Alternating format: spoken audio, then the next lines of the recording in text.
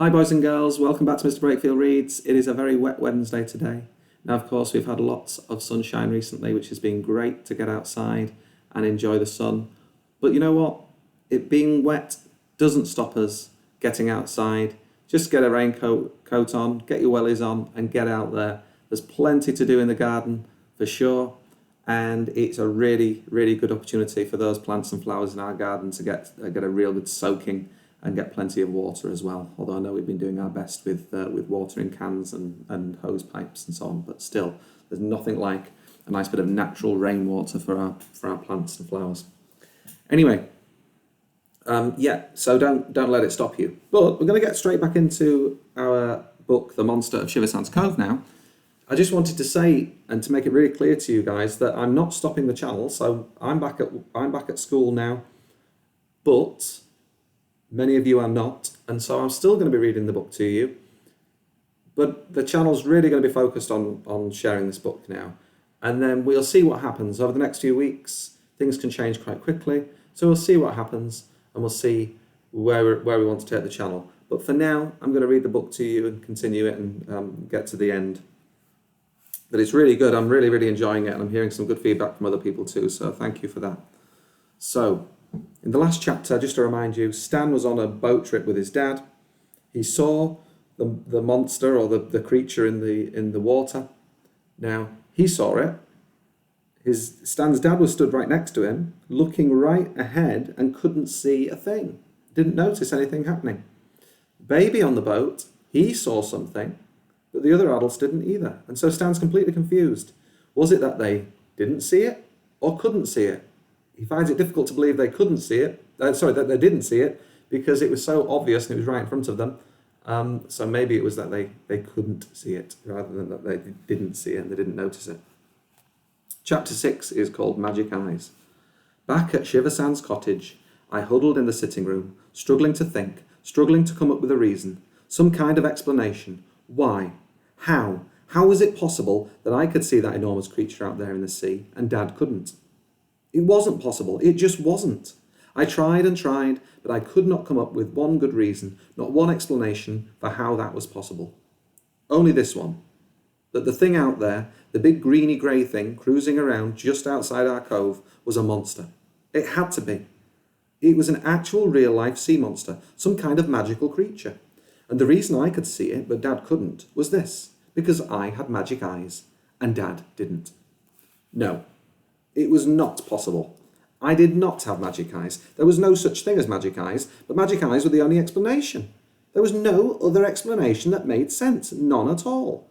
I thought back to the journey to Shiversands Cove with Magnus in his car seat, going on and on, telling me all the things Fairy Fanella said about magic eyes, how little kids are born with them, born with magic eyes, special eyes, how some little kids, the lucky ones, see some kind of magical creature and keep hold of their magic eyes forever and ever.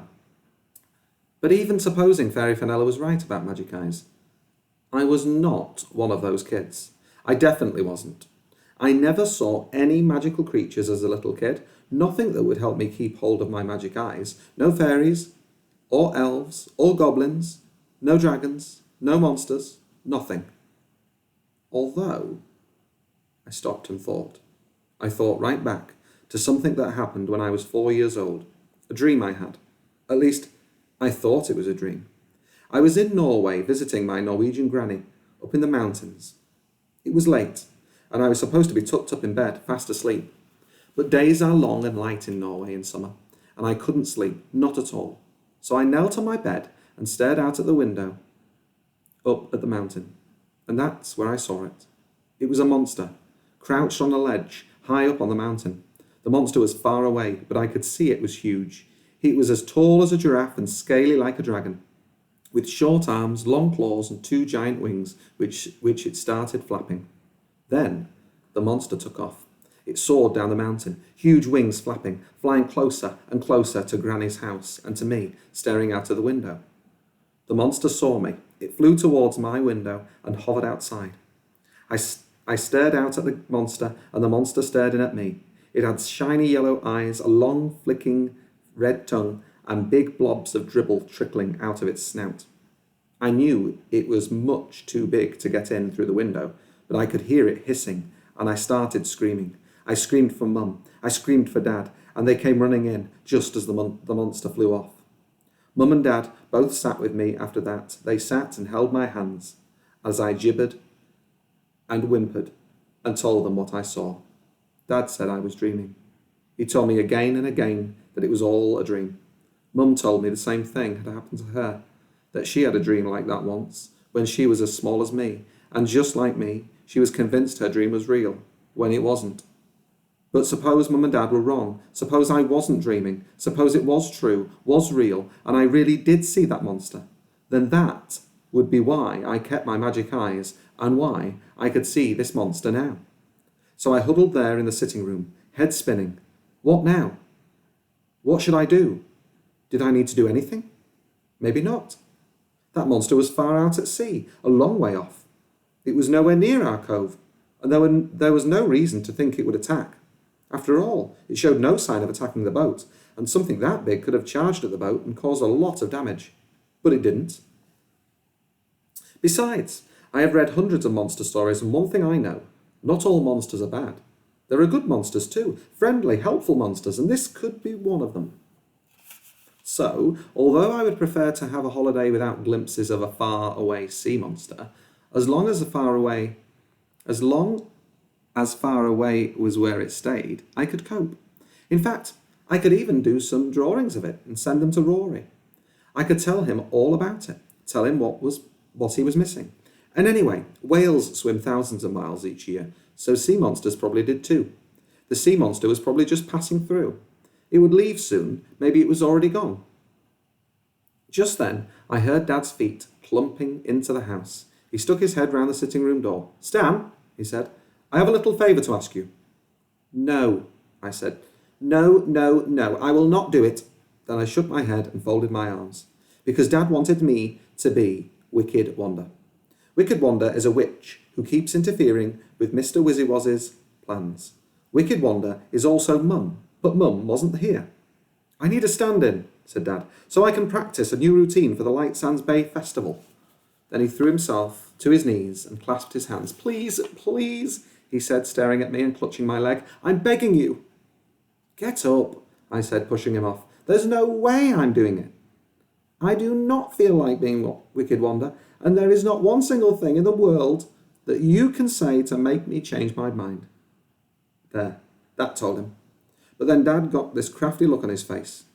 "If you stand in as Wicked Wanda," he said, "I'll teach you how to use a lasso." Oh, that was unfair. I'd been begging Dad to teach me how to use a lasso.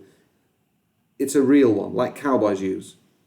Dad uses it as part of his Mr. Wizzywaz routine, and every time I beg him, he says he's too busy, or it's too precious, or we need a bigger space than our back garden. He has hundreds of reasons, all adding up to the same answer: no. Up until today, which is why and how I ended up prancing around the beach, standing in as Wicked Wanda. I'll spare you the details.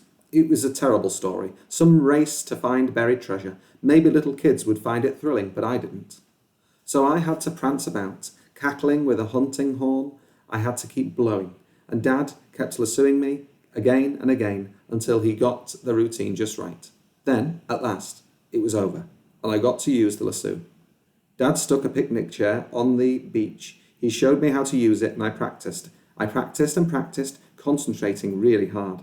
Time whizzed by as I stood there, lassoing the picnic chair, getting better and better. It turned out I was a natural, and I was enjoying myself so much and concentrating so hard that I almost forgot about the sea monster. Then I looked up, and there it was. Only it wasn't out at sea. No, not anymore. Now it was right here in Shiversands Cove. I felt my legs go wobbly. The monster poked its head out of the water and swiveled it around. I knew what the monster was doing. Spy hopping. That's what whales do. They poke their heads up and look around. I backed away. But why? Why was the monster spy hopping? What was it looking around for? And why was it here in Shiversands Cove? Why was it so close? I backed further away, further up the beach. I could hear Magnus just behind me, sitting on the sand, chatting to his fairy. By now, my legs were so wobbly that they wouldn't hold me up any more, and I collapsed on the sand. Magnus let out a huge shriek. "Don't sit on Harry!" he shouted, which was when I felt small, sharp teeth nip my behind, as, out from underneath me, something zoomed, something which was wearing sparkly gold shorts, something which was flapping sparkly gold wings, something which was chattering furiously and gnashing two very big front teeth, more like fangs, right in my face. A fairy. It was a small, angry fairy. Well, how mysterious. It's getting more and more mysterious now. So Stan's not only seeing monsters in the sea, but he's seeing fairies as well. Well, in the next chapter, we'll find out, hopefully, a little more about what on earth is going on. But in the meantime, stay safe and happy reading. Goodbye, boys and girls.